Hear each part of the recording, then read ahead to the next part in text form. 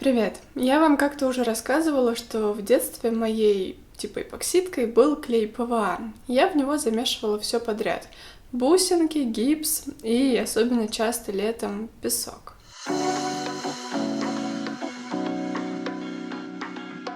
И вот сегодня я решила вернуться к этой технике и сделать декоративную тарелочку и кулончик из песка и клея ПВА. У меня есть вот такая силиконовая форма под тарелочку, и еще я попробую залить маленькие формочки, если у меня останется смесь. А если не останется, то просто замешаю еще. И да, ссылки на все материалы будут в описании. Кстати, я приобрела еще силиконовую детскую ложку, потому что мне надоело выбрасывать одноразовые. Плюс эта ложка не сломается в ситуации, когда смесь очень густая. Правда, в первом же видео, в котором я ее снимала, я успела ее неоттирабельно просто испачкать, но это меня вообще не беспокоит. Не знаю, выйдет то видео или нет, потому что даже меня с моим терпением та ситуация очень вывела из себя, и мне не очень хочется пока возвращаться к тому, что я там делала, поэтому не спрашивайте про это. Сейчас речь о песке. Песок можно найти где-нибудь на даче, на улице или купить в магазине. Да, так тоже бывает. В Леонардо, например, продается даже разноцветный песок, но я взяла не окрашенный. Он кварцевый, очень мелкий и отлично подойдет нам. Клей ПВА я буду брать вот такой столярный. Можно взять и канцелярский, насколько я знаю, разница в них только в количестве воды в составе.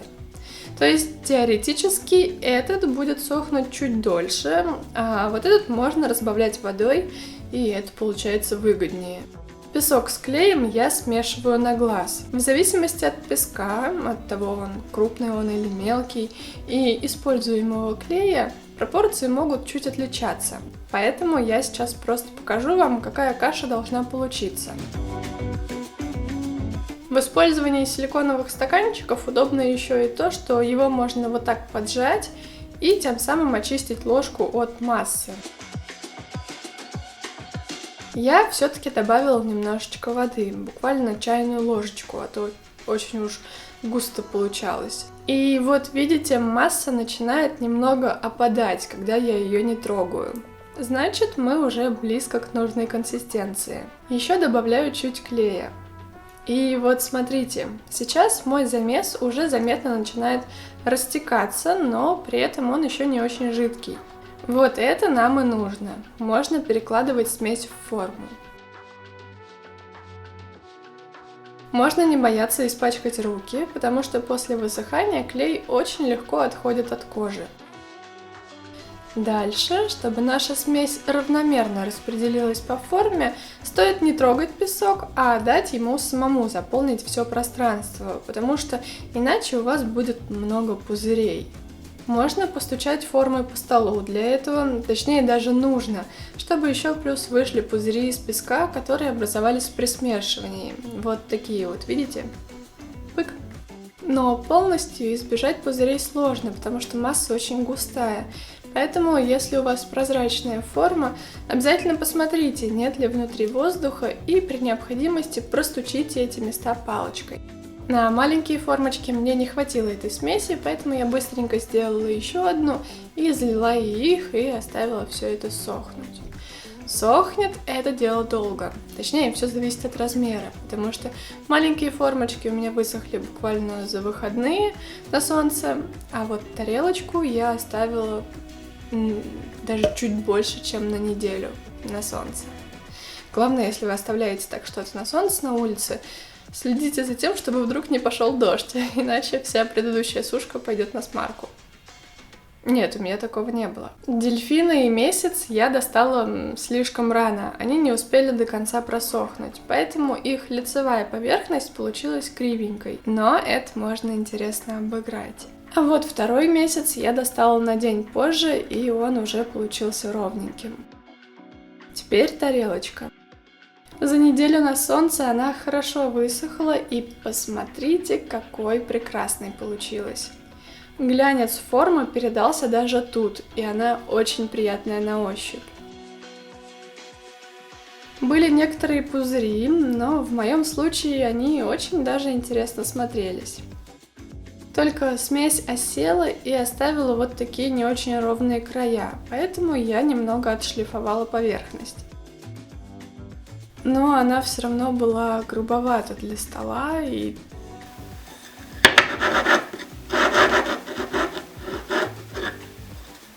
она, конечно, его не царапала, но, в общем, мне захотелось приклеить подушечки на нее. Подушечки для стульев. Я их приклеила по краям.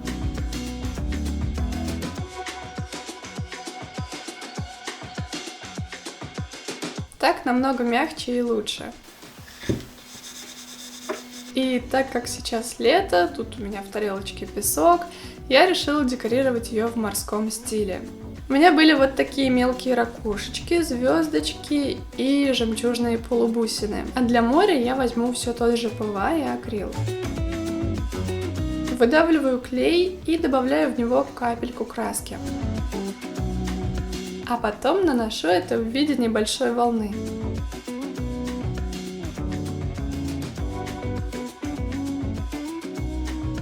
Потом добавляю другой цвет туда же и наношу его. И точно так же с третьим цветом.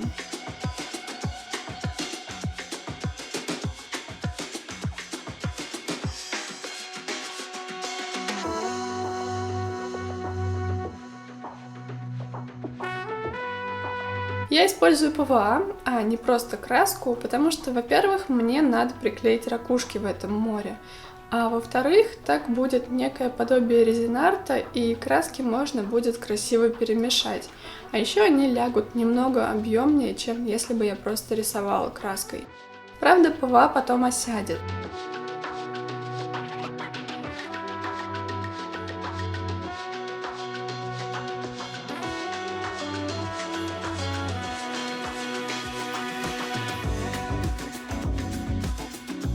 Выкладываю в это море свой декор.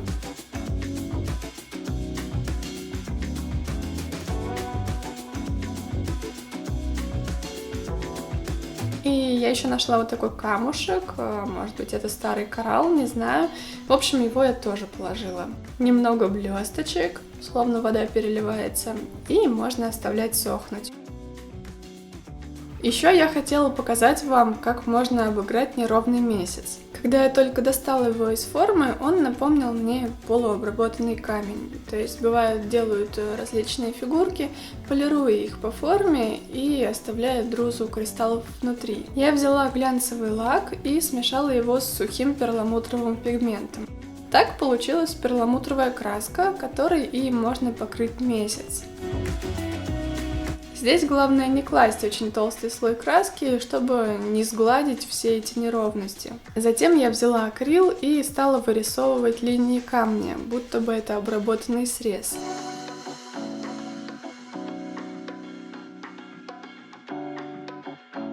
Необработанные камни в украшениях часто обрамляют металлом, как, например, вот на этих фотографиях, и мне хотелось повторить этот эффект. Для этого я взяла клей для потали и, собственно, поталь.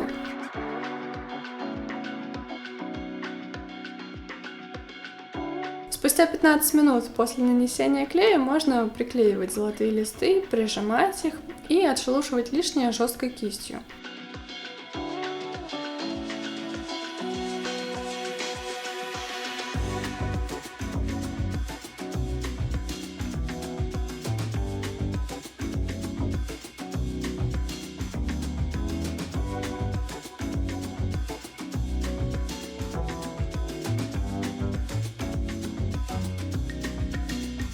Вставляю золотой штифт и готово.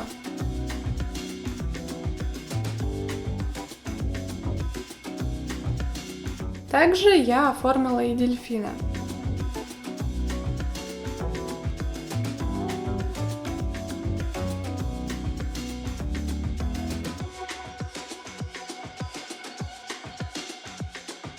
И я понимаю, что многие из вас наверняка захотят это попробовать повторить, сделать. И сделать не просто, чтобы сделать, а чтобы пользоваться этими вещами. Поэтому мне стало интересно, насколько вообще это все получается прочным. Если начать ломать пополам, это надо очень постараться. У меня не получилось. но вот тонкие маленькие детальки могут отломиться. Но больше всего мне было интересно, что станет с ними под водой. Если брать ничем не защищенные изделия и прям мочить его, там, не знаю, купаться с ним или держать под водой, как я, то песок со временем начинает вымываться. Причем, если остановиться и засушить его в таком виде, то это еще больше похоже на какой-то камень, если покрасить потом. Но ситуация с купанием с брошкой, вероятно, меньше, чем если человек с ней попадет под дождь. Поэтому я взяла дельфина, который был покрыт акрилом и краской, и лаком сверху я еще покрыла поталь. И просто чуть-чуть поддержала его под водой, и с ним ничего не случилось. Так что, если чуть-чуть попасть под дождь, теоретически с этими изделиями ничего не случится. У меня большее беспокойство вызывает вкручивание штифта, потому что, когда я пыталась это сделать, песок был каким-то очень рыхлым и не таким твердым, как я ожидала. Поэтому по-хорошему надо вкрутить штифт, то есть сделать дырочку или отдельно чем-то сделать дырочку, вынуть штифт, если вы им делали дырочку, смазать его клеем и вставить обратно.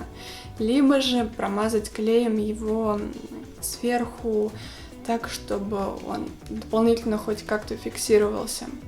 Потому что будет неприкольно, если кто-то пойдет гулять с кулончиком, а вернется с прогулки уже без него. Вот.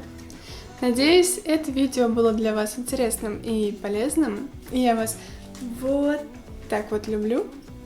Пока!